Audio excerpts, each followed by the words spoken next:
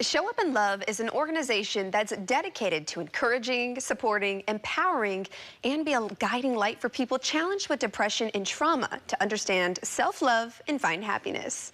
Here to tell us more is the founder and CEO, Lorrine Patterson, along with the co-founder, Gary Patterson. Lorrine, Gary, thank you both so much for joining us. Thank you. Thank you for having us. Yes. Oh, man, we are ecstatic to talk about Show Up in Love and the amazing things that you're doing for so many people out there, especially our youth. So describe to us first, Lorrine, what is Show Up in Love all about as an organization? Yeah, so Show Up in Love, our mission you just mentioned, but we're empowering the youth right now, but we help everybody because everybody needs love right now. And so our goal is just to get out there and spread love and light to everyone and anyone. And right now we're in the schools, we go to events, we do speaking events, and it's just anywhere God opens up doors. Yeah. He opens up these doors and we walk through them and then we go and we move on to the next door. That's amazing. I love that. You broke that down super simple. So you're like, honestly, it's just every door's open. We walk through it. Yeah.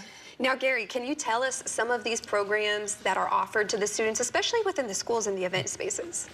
Well, we hand out these training toolkits to help people learn how to self-love themselves, and we give them some tools right off the bat, and then we take that, and not only do we go to the schools and other private events, but we've also reached out and talked to several police departments and been part of their briefings with the sheriff's department, police departments, and we go in there and teach them about self-love also. Oh man, so everybody gets a little self-love. Yes. Everybody gets a little lesson in that. And what is, if they were to, like you said, you go to these places or these spaces and you provide these toolkits for them to learn how to do self-love, what is in the toolkit if someone were to open it up? So it's just some tools. So we believe everybody should have a toolkit. And if you think of just a standard toolkit with tools, what kind of tools would you put in your self-care, self-positivity toolkit?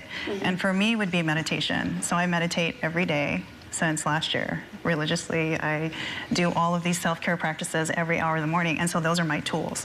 So when you're feeling in this low kind of place, what tools do you want to pull out today? You know, do you want to go garden? Do you want to go run? Do you want to walk? Do you want to read a book? Like, what kind of self-care tools, you know, take a bubble bath? Yeah. So those kind of things to uplift yourself. You brought me one. Yep. Oh, this is so amazing. Thank you. I'm going to hold this up for everybody. And you can walk me through it, Gary. The front card tells you exactly what all those items are inside to help you start your own toolkit. And then you can change them in and out and use whatever works for you best. So it's kind of interchangeable too. You basically lay the foundation and teach people skill sets or ways that they can practice self-love, and then from there they can kind of make it their own. Yes. It sounds like. Yeah, because what works for one person might not work for you. That's true. Like, you might not like meditation, but I do. So it's just kind of building that on what works for you. Yeah. Well, I love the concept of this, and like I said, I think everybody needs to practice a little bit more self-love. But what was the inspiration behind developing this organization? Yeah, that's another story, but to make a long story short, I wrote a book in 2020 called Freeing Your Heart for Love, and it was a narrative memoir about my life. I had a very challenging life. He's my fourth husband. I used to be ashamed to say that, but for me it was searching for love in all the wrong places, just like the song, because I didn't know how to love myself. I hated myself. When I was 16, I had my first thoughts of suicide, and when I was 33, I almost took my life, and I had to figure out, how do I take care of me?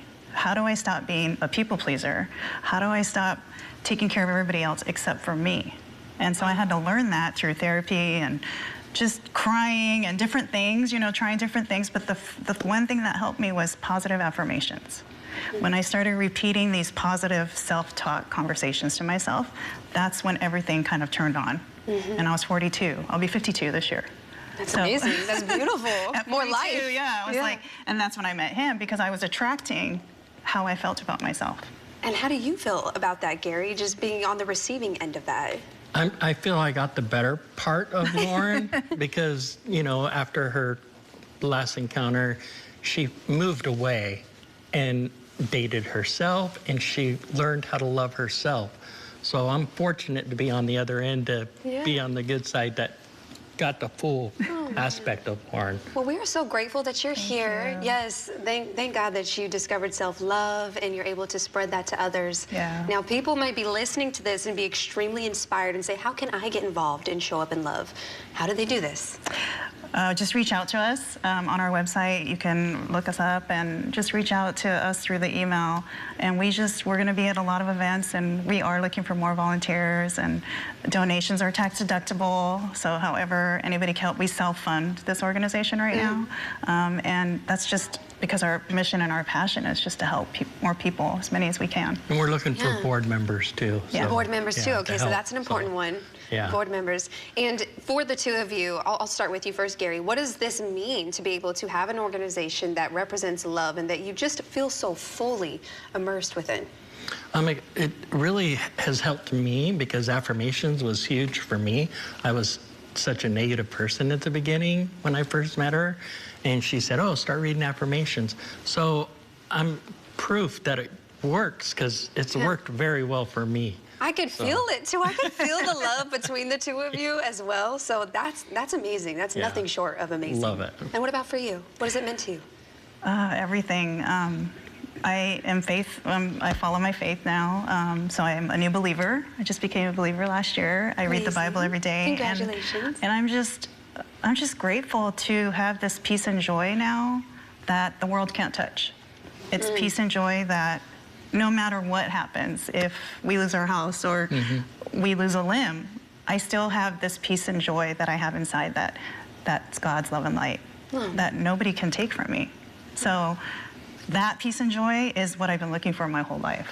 It's not the love, not necessarily for myself, but in order to love God, you have to love yourself first because He lives inside of us. You know, we're all created in God's perfect image. So, yeah, I'm just I feel the blessed. love. I feel the love. I can see the excitement from the two of you. Thank you so much for everything you are doing with Show Up in Love and for joining us today. We do appreciate it. Thank you so much. Thank you so much. Of course.